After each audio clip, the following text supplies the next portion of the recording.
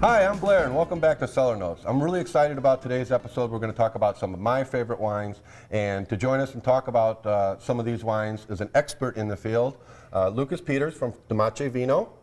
We're going to talk about Italian wines, the regions, the grapes, some of the food pairings, and other items to go along with it. First of all, in the United States, there's Cabernet, there's Merlot, there's Sangiovese, all familiar names that are the names of the grape produced for that particular wine. In Italy and in much of the European countries, the name of the wine is actually from the region. Can you talk a little bit about some of the regions and different places in Italy where these are produced? I'd be happy to.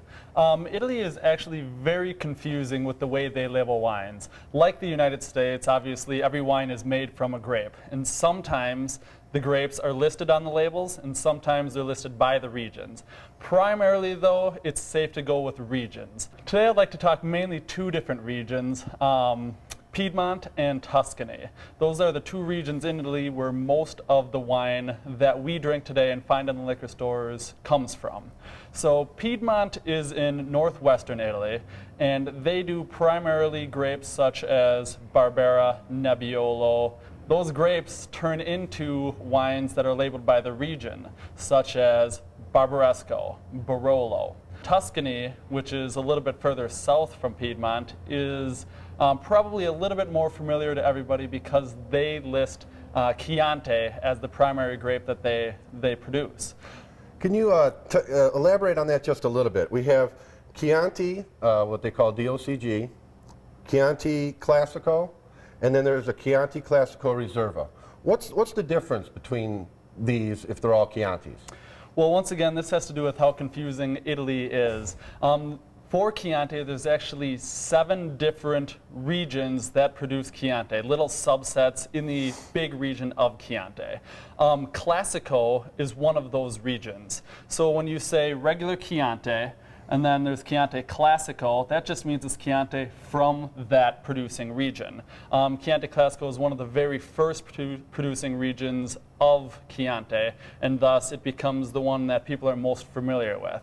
But there's also regions such as Colli Senesi, Colli Fiorentini, Rufina, several different ones, 7 to be exact, like I said earlier, that produce Chianti. So when you see Chianti Classico, you just know you're buying Chianti from a well-established, well-known region.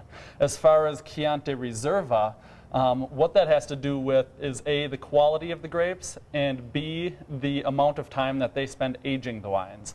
So Chianti Riserva is aged for a minimum of 38 months, so 3 years, whereas other Chiantis, just DOCG or Chianti Classico, are only need to be aged around 1 year.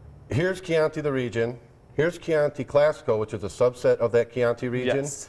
And then the Riserva would come from this section, but be aged for a minimum of 3 years. Exactly. And the grape they use in this is? Sangiovese. Sangiovese. Is there a certain percentage it has to be? It has to be at least 85% Sangiovese. Okay. Most often you will see it 85 Sangiovese and then a blend of Merlot or Cabernet, just to bring out a little bit more fruit-forward, easy drinking for the American palate. I know here in the store we have several wines that people refer to as super Tuscans and the Yes.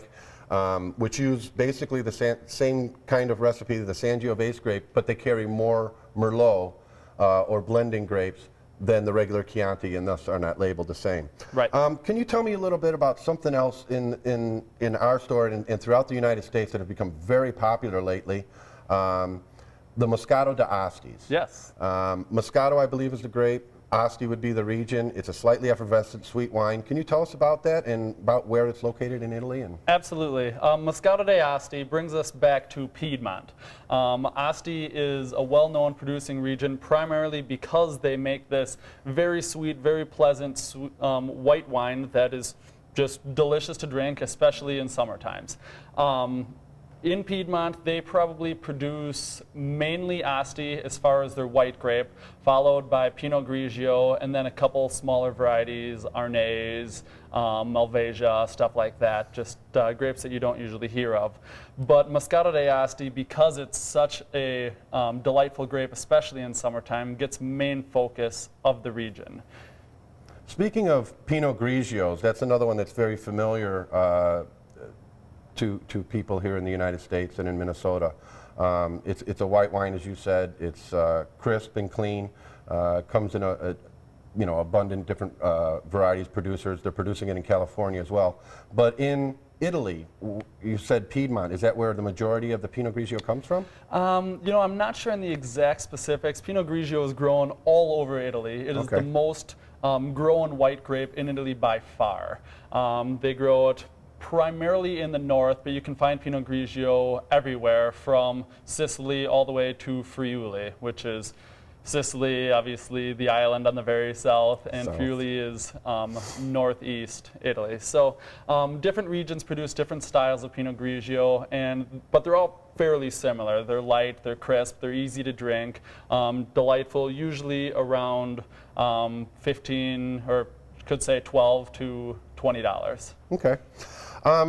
Let's move on to something that might not be as familiar, but I know there's some of your favorite wines. And I know there's some of my favorite wines too. So let's talk about some of these wines here that you have in front of us. Great. We have a couple different wines, and most of these come from Piedmont, the ones that I'm going to talk about primarily. Dolcetto is a grape that's grown in mainly Dogliani, Piedmont, which is the best Dolcetto growing region of the world. And then Nebbiolo is what actually made Piedmont famous. These, once again, are grape names, not regions. Nebbiolo is, it's in America, the main grape is Cabernet. In Italy, specifically Piedmont, the main grape is Nebbiolo. Nebbiolo makes some of the best wines in the world, and they're known primarily for wines such as Barbaresco and Barolo. Once again, we're going back to the name of the region.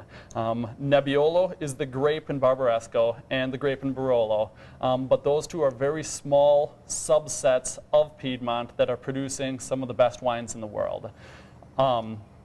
Very small production.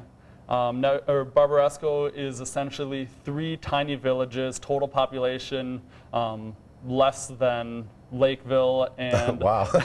well, Lakeville and probably Apple Valley combined. So it's very small. They make fantastic, very limited edition wines that thus become very expensive because of the quality. What about the flavor profile on these wines? They're big, they're hearty, they're deep red. What kind of flavors do you find in these wines? Absolutely. Well, Barbaresco and Barolo specifically, because they're made from the same grape and actually grown within 10 miles of each other, what you get is really, really bold, robust, deep cherry, hard tannin flavors, and just kick you in the face wines that are absolutely outstanding. They're not for the lighthearted. They are for serious wine drinkers who want to taste what small production, high tier wines really, really taste like. Do you have any recommendations maybe for some food pairings for these kinds of wines? Well, it really depends on what you're eating and which wine you're drinking. Dolcetto, as far as Italian wines go, is extremely versatile with food. You can have it with everything from light meats and sometimes oily fishes all the way to hearty steaks. The reason for that, the reason Dolcetto is so versatile is because of the high acid that it carries in the wine. Makes it very food friendly. Barbaresco or Nebbiolo, once you get into those, really they demand something substantial, a heavy meat, well spiced, because they're big, bold wines. You try pairing these with salads, and you're going to be in for a surprise. It'll be too overpowering. Absolutely, you need a food to pair with the wine as far as style. If you're eating something delicate with finesse, pair it wine with delicate and finesse. If you're eating bold, bulky, drink Brunello with it, which is the Tuscan high-end Sangiovese, or drink Nebbiolo because it'll really show off in the quality of the food pairing. Do these wines that come from the different regions, are they produced originally in those regions because of the food that's produced in those regions as well? Is that where they first developed their flavor profile? Well, you know, Italy is kind of interesting as far as that goes. Most of their wines are made to be consumed with food. The Italian culture is very food, wine friendly together. In America, we often will have a glass of wine and we'll have our food almost as two separate things. But Italy, they're combined intrinsically. There's no separation. So yes, you kind of find local cuisine that matches the food specifically because, well, Barbaresco being one of the best Nebbiolo growing regions in the world, if that's what they're known for, they're drinking it all the time and their food is going to pair with it. Wonderful. Well, I think we've covered a few of the bases in Italy. I know it's a very intricate, complex situation as far as the names of the grapes, the regions, Yes. and the varieties of wines they have there. But thank you for joining us today, and thank you for shedding some light on this. And this has been another Cellar Notes. Thanks for joining us.